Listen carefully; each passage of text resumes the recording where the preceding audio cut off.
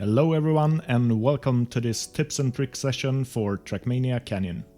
First of all, hello Mebe. I'm very glad to have you here today. How are you? Good, thanks. Good to be here.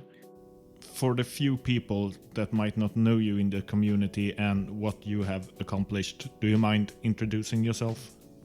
Yes, hello. I'm a Canyon player. I've been playing since around 2016. I've won quite a few Canyon tournaments over the years. I've attended a LAN tournament and came second, so I'm number one in the solo campaign, which is a good achievement. So I like to think I know what I'm talking about sometimes. So basically, if you can't answer, no one can, right? I can try my best, that's for sure. Let's just jump straight into it. What is some basic knowledge a new player should know about in Trackmania Canyon? Basic knowledge is it's quite a heavy car. A lot of people, especially who come from stadium or other environments, always notice how heavy the car is. The biggest thing is drifting. Since you do it most of the time, it's all about maintaining speeds, whether it be through clean lines or small little tricks. The most thing is you want to be able to basically do a small little arc around corners, be able to maintain most of the speed. So you can gain time through other tricks, but most of them you'll do through speed gains in drifts. So it's just by basically doing the cleanest lines you can and the smoothest. That's how you'll gain the most speed. But yeah, Canyon's just basically a drift heavy environment. It's reliant pretty much on drifts and occasionally just full speeds, but for the most part drifts. Can drifting even be faster than driving full speed, aka full grip? Depending on the upcoming corners, drifting can be faster than full speeding. There are definitely scenarios out there where one can be faster than the other, so it is interesting that way. Can you teach us a little bit about how to handle corners and how to find the best lines? Yeah, I can do that. So as you can see here, we've got pretty basic, nice corners, got one sharp, one long, and then a nice tight one at the ending. So for the first one, we can do drift exits. So you would drift, and then when you lined up, you just let go of the keys, and then that's the best way. There are situations where you don't, but most of the time you do. And this ending, it does rely on a double drift. So the best way to do that is there is a thing called a snap drift. With the snap drift, you see at the back of the car when you're drifting, you have two tire marks. When the tire marks overlap, that's the best time because then you can get like an instant direction change. So that would be the best way to get a snap. So for the most part, for the exit of the drift, let go and just let naturally go. I can also show you this with speed. So here, it's pretty much let go. You see how just the car goes naturally like that. I didn't do any taps on the exit. You can do a few on the very end just to so you don't, do snaps and your car goes out of control. But for the most part, that's how you want to take it. Basically, from the entry, you try to go tight into the apex in the middle and then wide into the exit. So here I can go to the right for the more speed or more entry. So I'd take nice line like that. Then here I want to get a nice line where I could start the drift in the middle. And I'll maybe go to the left a bit or to the right, so then I can get a nice line through here and then come in like that. Is it always best to try to go as wide as possible at the entry and exit of a corner?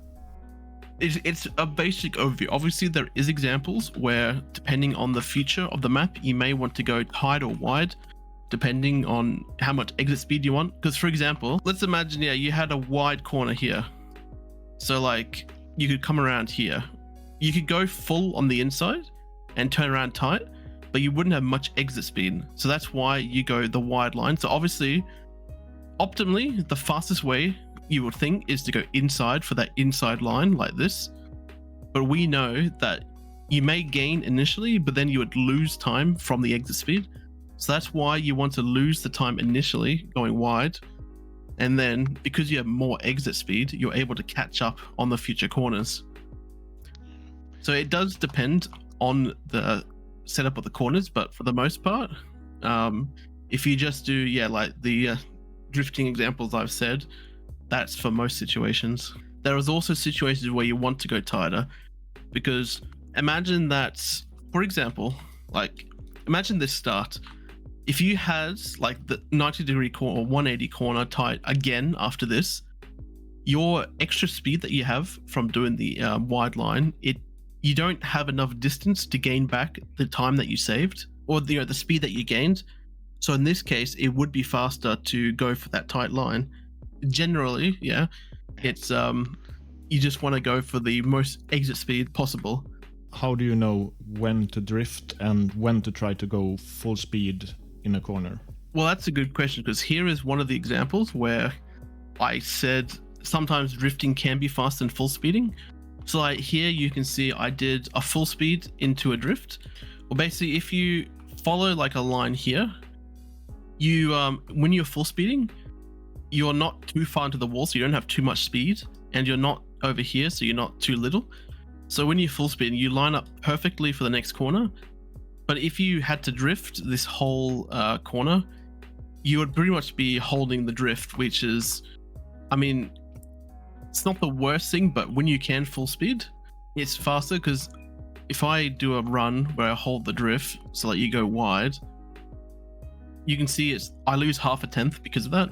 In this situation, you would want to do a full speed into a drift, because you have enough distance to start the drift, so you can full speed here, and while holding right, you can pretty much just do the corner like that. So this would be one of the examples. But for an example where you want to drift instead of full speed, imagine, for example, here you had this corner here, but instead of going to the right, it went to the left and it was moved a bit closer. Because in Canyon there is a bit of a quirk where, for example, if you want to full steer from one direction to the other, so like let's say I full speed to this and then I want to drift instantly to the other direction, there is a small delay between changing directions where it's actually loses a lot of time. So that's where in this case you'd want to do the drift and then get the snap drift to turn, because the snap drift is instant and it even gains speed. There's an example on Nadio called A09 where even though you can make the corner without a snap drift, you actually gain speed. So if you want a top 10 on that map, you have to get the snap. And in what situations should you keep the drift going, and when do you try to snap out of it? Normally for me, if you have the ability to keep the drift going, like here, I have plenty of room, I can just keep the drift going. But there are sometimes situations where you have to counter steer to stop the drift for the next one. So for example, let's say there was like a wall here, so I had to stop steering and start drifting again. It depends on the map. Like if you have the room to keep the drift going, it's always going to be faster than stopping and starting the drift, because you can keep the car, very straight almost in a drift, but you have to steer quite a lot to stop the drift and restart again. So try to avoid it if you can, but for the most part, if you have the room to keep drifting, try to do it. And I'll show the best way to do it. So if you have to force extend a drift, you want to pretty much extend most of the way but stop steering. So you see it's like barely tapping. So you want to have it so it's like barely steering much. So you just do a few small taps to keep the drift going. So basically enough so it's still somewhat in a drift, but it's pretty much straight. And if you extend it like that, you can definitely be much faster than stopping and starting the drift again. Do you lose speed when holding the drift? It's not really that much, because it's all on pretty much starting the drift. That's where you lose most of the time. Do the car even accelerate through a drift? So when you tap, you can't accelerate. So basically, whenever I'm not tapping, that's when I gain the speed. So next topic, can you explain how to avoid airtime? So for example, here we've got, basically it's the jump on DO3 on solo. So here it's intended that you jump over and have a smooth landing into the finish. But as we know, airtime is bad. So what we could do is we could brake and release to get just enough loss of a speed so we can land. And with that, we already have a 0.24 lead, which is quite big. But the fastest way would be to not release at all. And we can go, first of all, diagonal. So we could try that, but you see, we don't have enough room to actually make it go in diagonal. So that's when a little cool trick called the two wheel comes in. Because you see, when you turn, the car has a little bit of a weight to it, and you could use it during the turn for some two wheels. So yeah, that's like a two wheel there. So you see, we didn't have to release it all. We were able to keep the accelerator going the whole time. So, and let's see, so no release at all. And then going to the finish, we are slightly faster by 0.5 by doing that. Although it is much trickier to do than just releasing, for example, it does gain a lot more time, and it lets you still take this while maintaining grip the whole way. So it depends on really what you want to do. There may be some situations where you can't do the two wheel, and sometimes you do have to just release, but it does depend. Sometimes you can tap before like a jump, like tap the brake, and then it will let you land smoothly in the transition. And that, even though you will lose time from the brake, the smoother landing will actually let you gain more in the future. So how to stop the car from flipping over when doing a two wheel? You could do many things. The slowest one would be releasing.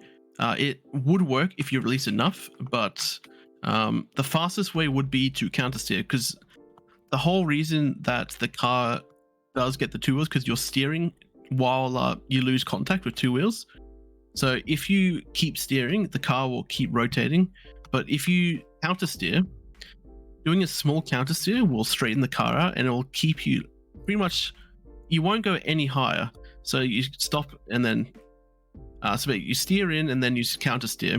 That would be the best way to do it. You don't lose any time from doing that, because at the end of the day, you want to, as much as possible, keep ground contact on all four wheels.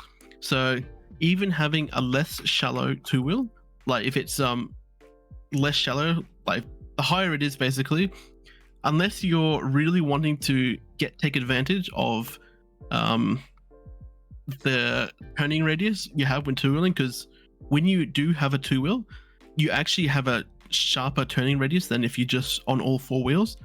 So that is why it is used in some situations to be able to full speed corners, which normally you cannot unless you have the two wheels done. So yeah, I guess it depends on the situation, because there are a few maps in solo where we do use the two wheel to our advantage. One of them is BO4. So on BO4 here, we can see we take advantage of the two wheel. We get a nice juicy two wheel on the downhill. But because we're full speeding into the right, normally we would need a drift to make it, because if we have all four wheels on the floor, we wouldn't make this corner. It'd be too sharp of an angle. So we can use the two wheel to let us get a sharper turning angle, because you can see we get actually a sharper turning angle from doing the full speed. The other alternative, if we didn't make it, would be to drift this downhill, and it would be you'd lose like 0.2, 0.3 just by drifting this downhill. So this is one situation where it's faster. And on this one, we didn't even have to counter steer, because it's just right. You're able to hold the left steer, as you can see on the inputs, and not having to worry about tipping. Normally on downhills, you don't have to worry about flipping over, because if you go too tight, you normally lose contact and just jump. It's only on the uphills you have to worry about flipping normally. If you go too tight, you'll normally flip before you lose airtime. How do you drive up and downhill corners in the fastest way possible? As most of these questions, it depends on the situation. For example, on this practice map, you can see we do have an uphill here, but we have way too much speed, so we can't take advantage. So if we try to inside, we instantly lose airtime. And if we go wide, we don't get enough of a two wheel where we can make the corner. So this is an example where you have to drift because you're just way too fast. But if we look at the next one, here we are just enough speed where we can full speed up and get a two wheel, and we make it and survive.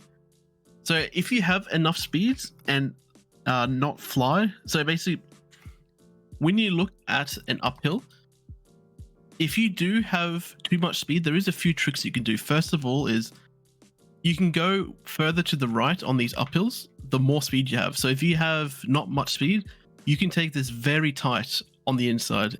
But if we have a lot of speed, you want to go as far right as possible because it's more flat. So if we try it again, because we have quite a bit of speed, we can come up through here and we still make it through there. And these downhills, these are something interesting as well, because you would just think you could two-wheel here and then two-wheel here again. But if we do try it, you'll have too much speed and you won't be able to have enough turning radius with the two-wheel. And yeah, if you try, you see you don't even have a chance to two-wheel. Here, you just fly. So for this one, you would want to drift the downhills. We go wide for the drifts and wide again. So there you go. One important thing to note, usually on these double downhills, you can easily get carried away and go too tight on the second one and get too much of a tool and get a slowdown. So let's get an example here.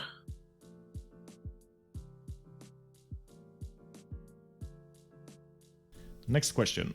How to reduce airtime on jumps? So there are a few ramp blocks in Canyon. This is one example. This is the GP version. There's also a concrete version, which is much more steep. But the trick also applies to that, just like this. So for this one, what you want to do is, because as I said earlier, the Canyon car is very suspension heavy. It's very susceptible to weight changes. So here you can use that to your advantage by weighting the car in a certain way so you get the nosedive. So what you want to do is, depending on the corner, so let's say for example, for this one you're laying up. First of all, what you'd want to do is unbalance the car by going right and then left. So it's like a small right-left depending on your direction. So if you're going right, you would tap right and then left. But if you're going left, you would do left then right. So here you did it to the right, and then if we want to do it to the left, you will just do the complete opposite. So you would do left to right. There are some situations where you don't need to do the left tap. So for example, if you're going diagonal, you can just go left like that and you'll get a nosedive. Another thing which can be very useful, when you do land, you can land in a drift, and that's what we call a little speed slide. Can you reduce airtime on a narrow road drop down? So you can get a small nosedive by going on the side, but that's like very minimal. So this one, again, okay, half a tenth. So in this example here, we use the side block here. So we go to the side and then steer, and that gives us a little low jump. We also do it on this side. So like there, if I was to verse the replay and just drive forward, I'll show you what it looks like. So for example, I'll do the start trick to get equal.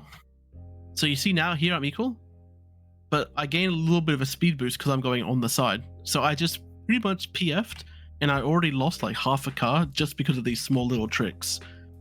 So for this sort of example, you would want to go in the crack here and then do it like a little tap to get airtime, and then I'd do it again. So it is beneficial on these sort of roads if you are on a jump to go on the inside here, but it's not the biggest deal. You will gain more times probably through the map, but it is something to be cautious about. So how do you drive on dirt as fast as possible? This pretty much relates to the drifting from earlier. So on dirt, you have no grip at all. So you're always going to be constantly sliding. No matter if you try to smooth steer, you'll always be drifting. So just like with a drift, you're going to want to try to basically let it go as much as you can. So you can steer in to get the corners, but for the most part, you want to let the car naturally extend to get as much speed. One important thing to note is, just like on road, you can actually get snap drifts. And to do that, you basically let the car extend out, and then right as it does the thing, you want to counter steer. And that's, see, like that, I got a little snap. That one I didn't, but yeah, if you get the right timing, you can snap just like on road. So it's basically like doing small drifts on road, but you have to be more careful and you want to extend more as much as possible. So on dirt, it's quite reliant on the snap. That's where quite a big chunk can be gained, but it is quite hard to get it consistent, so it's not all the time needed. So for example, on this map, here you would steer in, then you'd snap to the left, get it, snap to the right, do a quick snap, and then here you would go wide and extend as much as possible. So it's basically like imagining chaining drifts together, because it's all about maintaining that speed. Maybe kind of obvious, but do you lose speed on dirt the sharper angle you have? Yeah, so the more you tap, basically, which means the sharper angle you'll have, you will lose more speed than if you're shallow. So if you look, I can still gain while going sharp, but if I steer quite sharp, I don't gain as much. But if I just do a very shallow, you can see I'm slowly gaining the speed. So the more shallow of an angle, the faster you'll be able to maintain or even grow the speed. Because if you compare to just driving forwards, you can see here you are going up. Sadly, there is no speed slide tactic like Stadium. So I think the fastest way from memory on dirt is just the PF. But if you have to drive a corner, you do want to pretty much try to drift as shallow as you can. If you need to steer more to make a corner, well then obviously steer. But you want to be as shallow as possible. Do you ever use the brakes on dirt? Not really, because basically tapping the brake is only used to initiate drifts. And since dirt is always slidey, the only thing you can use it for is if you need to slow down a lot, like if you need to lose speed. But besides that, the brake doesn't necessarily have, because as far to my knowledge, tapping the brake won't help with getting snaps, because as I said, the car's always sliding. So I think it's only really used for slowing down on these sort of full dirt corners. Can you gain speed on dirt by smooth steering? Well, I have heard from a pad player, obviously I play keyboard, but I have heard from a pad player that they have actually gained speed by smooth steering on dirt. It's counterintuitive compared to road, where pad players have said it's actually slower to smooth steer. So I think on full dirt, you can smooth steer if you want, but it's still a safe option to do the taps like on road. So it's important, you want to tap, so not to oversteer much, but you tap just enough to make it around the corner.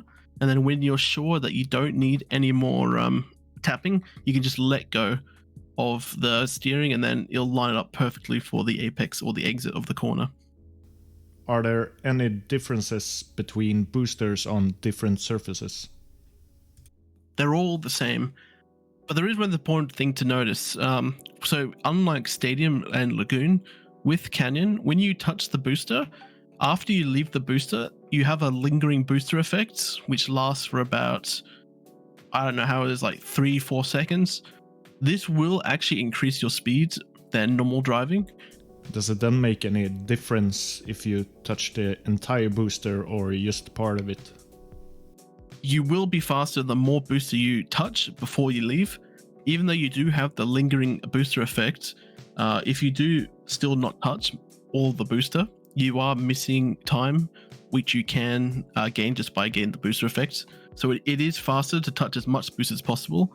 So if you can get as much as you can, most of the time it is faster, unless you have to brake way too much, then you gain, or release or go too wide that you don't gain the speed back. But in most situations, you do want to get most of the booster. Are there any tricks to control the car in the air in Canyon? There is two main things you can do in the air in Canyon. First is just like Stadium, where you can have air brake. Canyon also, but it's very delayed. So I don't know if you could see, but let's get a sharp one. So you can see by holding the brake, it eventually slows down the rotation change. So you can, if you hold the brake, it will stop the rotation. So strong air brake and then air brake here. You can see the rotation has stopped. So there's the air brake, and there's one more, and it's when steering in the air. So for example, if I drift, if I counter steer, you'll actually stop the X-axis rotation as well. So you can counter steer in the air to stop the car rotating if you're like spinning, or so if we are drifting off, you can counter steer in the air and it will slowly stop your rotation. So you can not land way too diagonal and lose a lot of speed. So those are the two main air controls, and the two only air controls I think in Canyon. It's slightly similar to Stadium, but it's just the air control of the brake isn't instant. You do have to hold it for a little bit. To slow down in the air, should you brake, release, or both at the same time? So this is one thing I learnt very late, and I wish I learnt it quite early. You never want to release in the air at all. You always want to release before and then full speed in the air. Because there is an example, D10, where there's a massive jump, and if you have to brake before, and if you don't do it before, you will always have to release in the air and lose time. So here in this example, you can see I do have more speed here, but we're equal-ish when we land. But look at that release. You just you lose so much air momentum when you release, and you can't gain it back. So the best thing you want to do before is always brake enough or release enough on the road with your wheels before you jump in the air. Because once you jump in the air, you can't do much. Because once you lose the momentum, you can't gain it back. It's pretty much a big no-no to release in the air. So how should you try to land after a big jump or a big drop down? You always want to land flat after a jump. Any two-wheel, because of the suspension, you will just lose. Like, if I angle the car deliberately, you can see that I lose speed on that landing. And even if it was slightly less, it would be quite small difference, but you would be at a deficit in speed. So normally you want to be straight as you can on the landing. And you see here it's a nice flat angle, so you land flat. So are there any tricks to try to land as flat as possible? Here we could also actually use some of our other tricks. So for example, let's say it is one where we go too low. You can hold the brake to get a flat landing. That's something you can do. And don't forget, you can also use the car suspension. So for example, if we're turning right before a corner, you can also tap. Obviously this is not an example of it, but you can use it sometimes to your advantage. You can also land. So if you tap right before you leave the road, you can land angled, so your car is in a speed slide. So that will give you more speed. For the most part, you want to land as flat as possible, and sometimes you want to land in a slide because it can be like a mini speed slide. How do you approach wall rides in Canyon? So when approaching a wall ride, you see that it's a very curved block. So when you're entering a wall ride, optimally you want to be as shallow as possible, so going diagonal. If you go straight in, you're going to lose a lot of speed compared to going diagonal. So for example, on this one, you want to go pretty much completely diagonal to keep as much speed. So you can see I get quite a lot. And if I do an example and go straight up like this, you can see I lose so much speed, even though I did a drift, but I still lost. For the wall ride itself, there is an important thing to notice is you always want to keep drifting. Because if you don't drift, your car locks up and you can't steer for a while until the drift initiates. So for this wall ride, what you want to do is hold right to start the drift and then counter steer to the left before you start losing grip on the wall ride. So you change directions to steer to the right. So like that.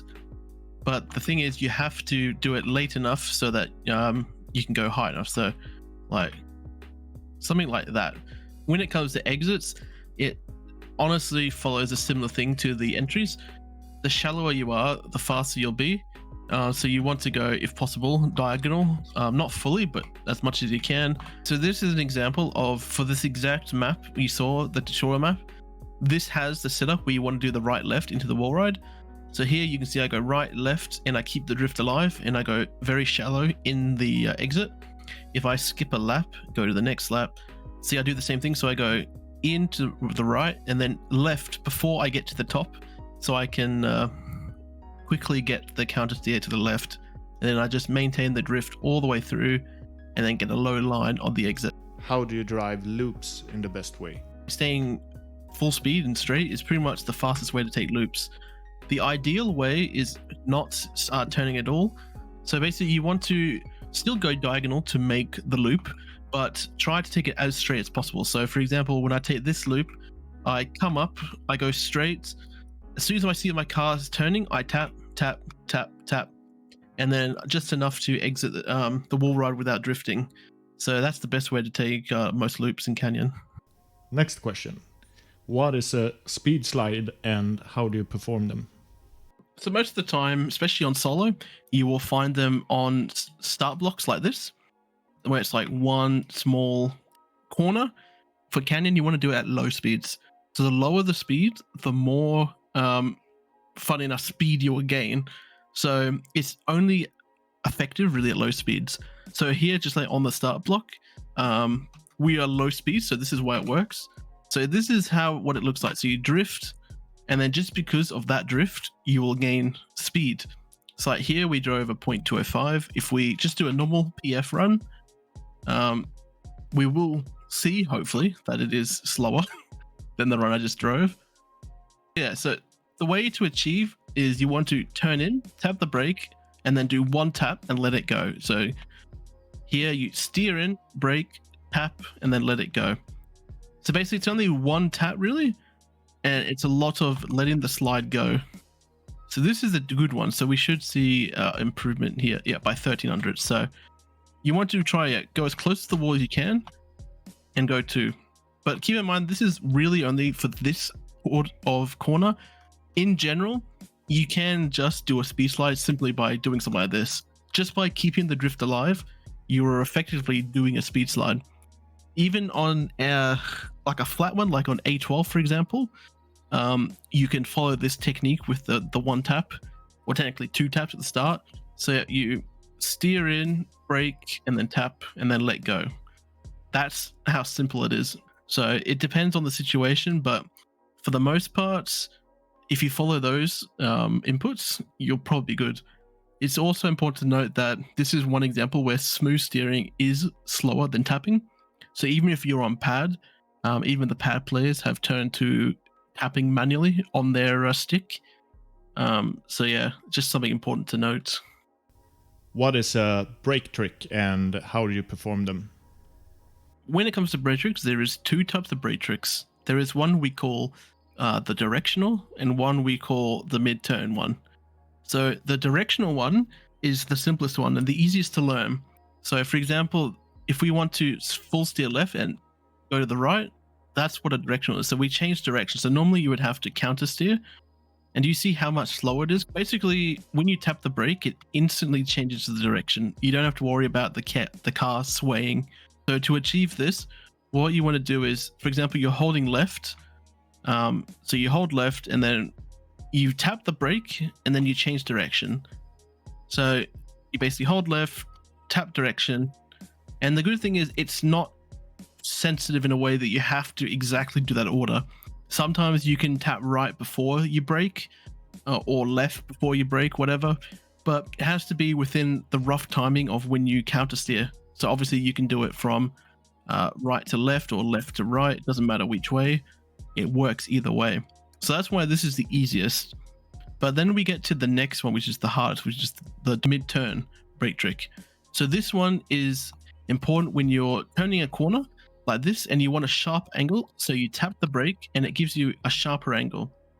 So for example, on this map, if we just drive a normal full steer, you see how wide our car is going and we missed the apex of the finish by quite a lot. We could use here the brake trick to get a sharper turning angle. So here we could tap the brake and look, we get a much sharper and closer finishing. So with this, we would be able to get a faster time because we hit the finish earlier. So the way to achieve the brake trick is you want to tap it as fast as possible. And it is very important, the speed of how you tap it. And we are talking only about 100th of a second, 200th of a second.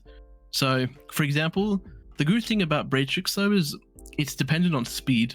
The slower you are, the more room you have to hit the brake trick. So for example, if I'm this slow, I can pretty much, well, let's stop, for example. I can pretty much hold it and still get the brake trick. So I can still hold it. So for example, there is a map like AO4 or DO8, you pretty much hold the brake for even like a second and you still don't slide. But the faster you do get, the quicker you'll have to tap the brake. So for example, if I hold the brake too long, I will slide. So you want to do it fast enough where you don't slide, but if you tap it too long, you can slide. So it is a very finicky thing and it's easy to fail. But once you get the feeling for tapping your keyboard very fast, you can get it consistently most of the time. Is there anything between 0 and 100% brake in this game? So there's no analog. It's either on or off, basically. Yeah. Is there a max speed for brake tricks? So there is a max. Normally, as I said earlier, the faster you are, the harder it is. It means the more quicker you'll have to tap the key. Because as I said before, if you're pretty much at a standstill, you can tap it for a second and still not slide. But if you get fast, even to like 500 or so speed, even the most insane brake trickers, they would struggle. And once you hit especially 700, 800, it's pretty much, I'd say, impossible. Normally, I can do it around 450, 500 and still be fine. But anything above that, it's very inconsistent. So just do be careful about that. So if you have to slow down a lot before a corner, what is the fastest way to do it? It is very situational and it's very uncommon that you will come across scenarios. But when you do, the most typical one you'll find is release. So for example, if it's like a 90-degree corner after a big speed, like for example, this map is horrible for it. You can see here you have a booster, you have so much speed, and then they expect you to do a little tiny 90-degree corner. So here you can see I do a small release just so I can make it. So I think the rule of thumb is if you're too fast for a corner and you know you're not going to make it, you may have to release because it's better to get an inside line than to go wide. And it's like, even for example, if you can go wide and not crash, I still think it would be faster to go release and make it perfectly. Because there is another example. This map has a 180 corner here where you want to turn around. And if you go in, for example, too late, you can do a small release to still get the perfect angle to hit. So you can use it for both things. So for example here, you won't have too much speed, but because you messed up the corner or you steered too late, you may hit this red pillar over here.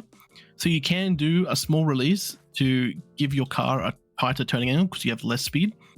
So normally I would say release is the best way to go for sharp corners like this. But as I said, it's very hard or very limited that you'll find situations like this because not many maps have this sort of because let's be real, it comes down to, in essence, bad mapping where you have extremely high speeds that come into extremely low speeds. Is there any tricks to get off the start block faster? So if we now start, we can do a start trick, and on this block, it's just when you're accelerating, you tap left. It's just a simple left. And if you do it, so you do it right on the end here. So when your car basically gets some airtime, you just do a small tap left or right, and it basically keeps ground contact and goes. Can you show us a discovery run of a new track like this? So we can have a look at the map. Here, I would do a nosedive, like a flat. Here, you can see left arrow. Here, it would be a two-wheel because you got enough speed. This, you would be too fast for a full speed, so I drift. Here, I can see in the future, it's a drift corner going around. Here, I don't know what I'm doing, so I'm just going to jump and pray. Yeah, here I see I make it. Here I can see, and I want to land in a drift to the right. I keep the drift. Here, yep, nosedive, so I do left to right to get to the nosedive. Here, I'm pretty comfortable. I can full speed, and I do a little no air, so I don't jump straight. Here, I see it's a drift, so I do a drift to the left or right, and then I get this transition smooth. Here, you're too fast, so you want to drift it. This is also a drift corner because the next corner here is quite tight. So you want to do a drift here, keep the drift going, and there's the finish. So just for a first run, I would normally, just to be safe, I would drift every corner, even if I know it's a full speed, or unless I'm very confident it's a full speed. The first thing would be to drift, just so I can see the rest of the map. But now I've done the map, I can see, You can do a small little speed slide off the ramp here. So because you get a little bit of airtime, you can do a small speed slide. Here you go flat to net no airtime or two wheel. Here you can still get that two wheel by going not too tight or else you'll fly. This is still a drift. Here you can drift around the corner. Try to get good exit by letting go like that. You can do a little tap here to get like a lower end to get less air.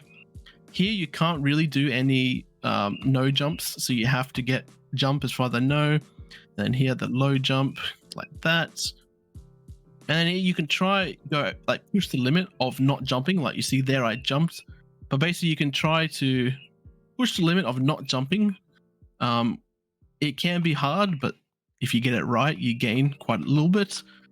And then here it's drift, you can't full speed, there's no other choice. And here, yeah, as I said earlier, you've got way too much speed, so you'll have no choice. And let's just, for example, say I want to full speed this. You can see I have a horrible setup for the next corner. So this is a situation where you would want to drift, even though full speed may be faster. Here you can see that full speeding here will take you to the outside here, which is a really horrible setup for this corner. So this is one example of what I was saying earlier about drifting can be faster than full speeding. Should you try to avoid banked corners as much as possible? It can be good, I think, to keep extend the drift on the platform. You may lose a little bit of speed by getting here, if I go wide, like if I get like a more sharp transition there, I may lose a tiny bit of speed, but the speed you gain from getting that wider exit, it will probably outweigh any of the speed loss from the sharper transition.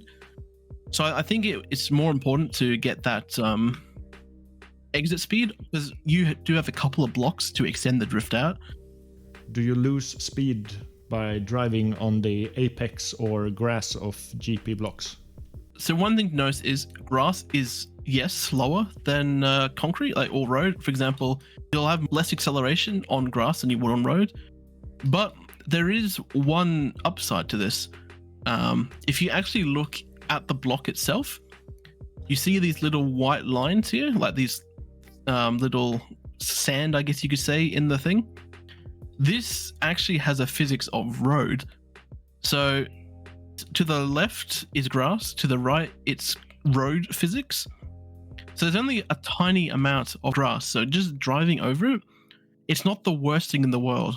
So if we open this in the mesh modeler and we click on here, you can see that there's two different layers. So you've got the same thing here, which is that sandy grass, and here, which is the grass. You can see here. So this texture here is grass. So it's only this small here. So if I select, only this is grass. Everything else is road. So it's a lot smaller than you think for actually touching the inside of grass. So for example, if you went fully inside, like imagine your right wheel is on this part here, you still have the physics of asphalt. So it doesn't really matter avoiding the apex of corners like this. You should just go over them and not be concerned, because it doesn't matter at all. Imagine this corner here was flat. So we've got the block here in the mesh folder now. So for this, you can see this texture stretches all the way to here. If we turn off visibility, this is the asphalt physics. So this block has no grass on the inside at all. If you drove on this grass, for example, you would have the same acceleration as driving on this road here.